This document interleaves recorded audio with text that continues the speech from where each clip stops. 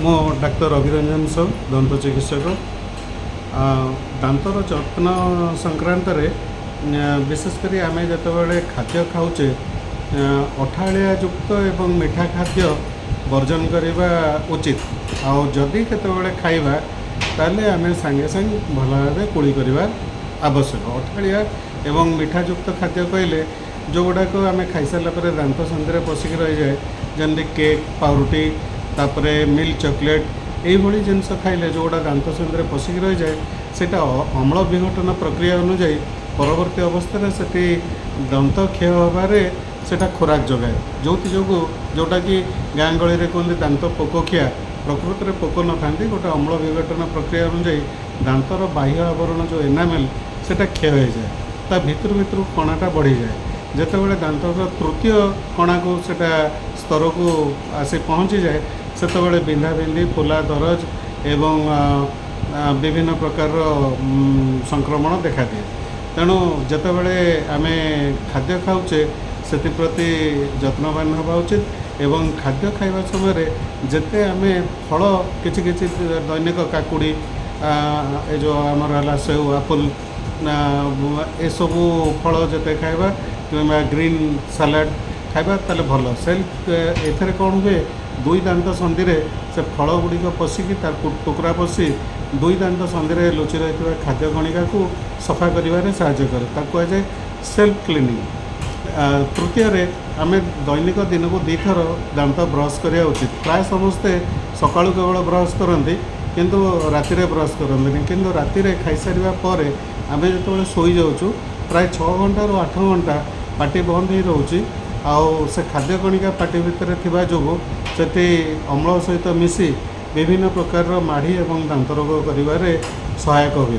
तेणु राति ब्रश कले शोवा पूर्व ब्रश कले सेटा आमर स्वास्थ्य पे आउरी बेसी उपकारी एवं उपयोगी।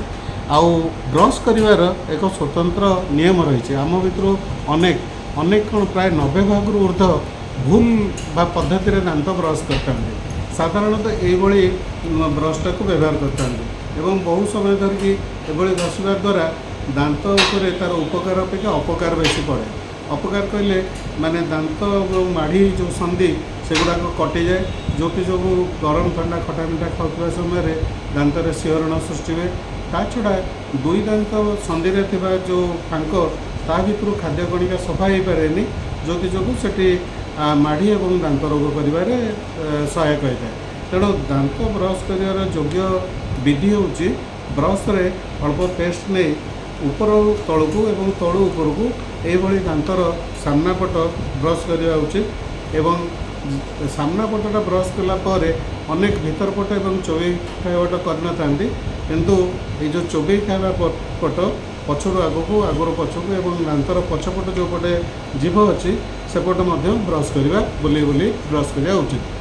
सेमती ऊपर माड़ी में पछपट एवं चोबई खाया पट ब्रश करवा उचित। ताहले दांतर सम्मुख भाग पछ भाग चोबई खाया पट 3 पाख जाक जदि सफा रहा एवं दुई दांत संधि जदि सफा रहा ताले खाद्य कणिका जदि जमी न रहे ताले अनेक दांत एवं माड़ी रोगटा को दूरे हम प्रतिहत करहब। आउ प्रति 3-4 मास थे ब्रश बदल नुआ ब्रश व्यवहार करने उचित कहीं ब्रश व्यवहार कलापर ब्रश मुंड गुड़ाक अंका हो जाए एवं जो ब्रश अग्रभाग गोलाकार थाए सेटा किंतु बेसी दिन व्यवहार होगापर मुनिया हो जाए पॉइंटेड हो जाए जो दांतर बाह्य आवरण एनामेल क्षय हुए। तेणु 3-4 मास थे ब्रश बदल नुआ ब्रश व्यवहार करने उचित एवं जितेबाला ब्रश आम व्यवहार करवा सेटा सॉफ्ट ना मीडियम हो हार्ड ब्रश व्यवहार करवा अनुचित। ता छड़ा भल भाव जीभ भल भाव परिष्कार करवा उचित। जीभ चला साहाଯ୍य जीभ उपरे बहु जीवाणु जमी रही था तेणु जीभ जब परिष्कार रही न रुहे ताले आम कथबार्ता कर समय पाटी दुर्गंध होगा एवं खाद्य खाऊा समय तार स्वादरे परिवर्तन हुए एवं माढ़ी एवं दांत रोग से खोराक जगै थाए। तेणु जीभ परिष्कार करवा उचित। प्रति 6 मास थे दांत बिंधु था न बिंधु था किसी रोगर ଉପସର୍ଗ ଦେଖା ଦେଇଥାଉ, ଲକ୍ଷଣ ଦେଖା ଦେଇଥାଉ, ନ ଦେଖା ଦେଇଥାଉ, ଦନ୍ତ ବିଶେଷଜ୍ଞଙ୍କ ପାଖରେ ପରୀକ୍ଷା କରିବା ଉଚିତ। ତାହେଲେ କ'ଣ ହେବ, ଯେତେବେଳେ ଆରମ୍ଭ ଅବସ୍ଥାରେ ଯଦି ଦାନ୍ତ କ୍ଷୟ ଆରମ୍ଭ ହେଉଥିବ, ସେଇଟା ଦନ୍ତ ଚିକିତ୍ସକ ଦେଖିଲେ ଜାଣିପାରିବେ। ତାହେଲେ ଆରମ୍ଭରୁ ଚିକିତ୍ସା ହେଲେ ପରବର୍ତ୍ତୀ ଅବସ୍ଥାରେ ତା ବଢ଼ିବନି ଏବଂ ସହଜରେ ଏବଂ ଖୁବ୍ କମ୍ ସମୟରେ ତା'ର ଫଳପ୍ରଦ ଚିକିତ୍ସା ହୋଇପାରିବ।